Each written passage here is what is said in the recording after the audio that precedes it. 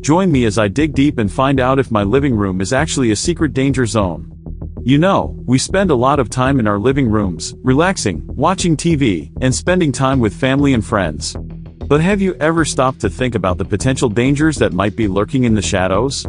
From hidden hazards to overlooked risks, our living rooms can be a lot more dangerous than we think. And that's exactly what we're going to explore today.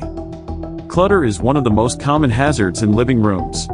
We've all been guilty of leaving things lying around, from old newspapers to broken appliances. But did you know that clutter can be a fire hazard? It can also make it difficult to escape in case of an emergency. And let's not forget about tripping hazards. All those cords and wires can be a real safety risk. Electrical cords are another often overlooked danger in living rooms. We've all seen them, tangled messes of cords and wires behind the TV or computer. But did you know that these cords can cause electrical shocks or even start fires? And it's not just the cords themselves, it's also the devices they're connected to. Old or damaged appliances can be a real safety risk. Toxic plants are another hazard that can be lurking in our living rooms. You might think that a little greenery can brighten up the room, but some plants can be deadly. From peace lilies to snake plants, these seemingly harmless plants can cause serious health problems if ingested. And it's not just humans who are at risk, pets can also be affected. And finally, let's talk about furniture. We often think of furniture as safe and sturdy, but the truth is that it can be a real hazard. From tipping bookshelves to collapsing sofas, furniture can be a real safety risk. And it's not just the furniture itself, it's also how we use it. For example, using a ladder to reach high shelves can be a real safety risk. So, let's take a closer look at each of these hazards and see how we can mitigate them.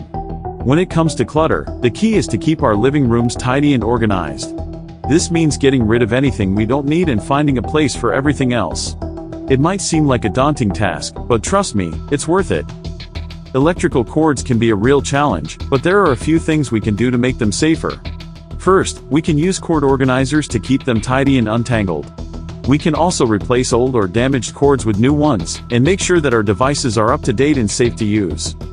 Toxic plants might seem like a small risk, but they can have serious consequences. The best thing to do is to get rid of them altogether and replace them with safe, non-toxic plants. And if you do have pets or young children, make sure to keep an eye on them when they're in the living room. Furniture can be a real hazard, but there are a few things we can do to make it safer. First, we can make sure that our furniture is sturdy and well maintained. We can also use safety devices like straps and anchors to keep our furniture in place. And finally, we can make sure that we're using our furniture safely, no using ladders to reach high shelves, and no overloading our bookshelves. But here's the thing, the biggest danger in our living rooms might not be what you think. In fact, it's something that most of us wouldn't even think of. Did you know that the average living room contains over 100 different chemicals? From the foam in our sofas to the dyes in our carpets, these chemicals can have serious health consequences. And the worst part is that we're often unaware of them. This is why it's so important to take action. We need to start paying attention to the hidden dangers in our living rooms and take steps to mitigate them.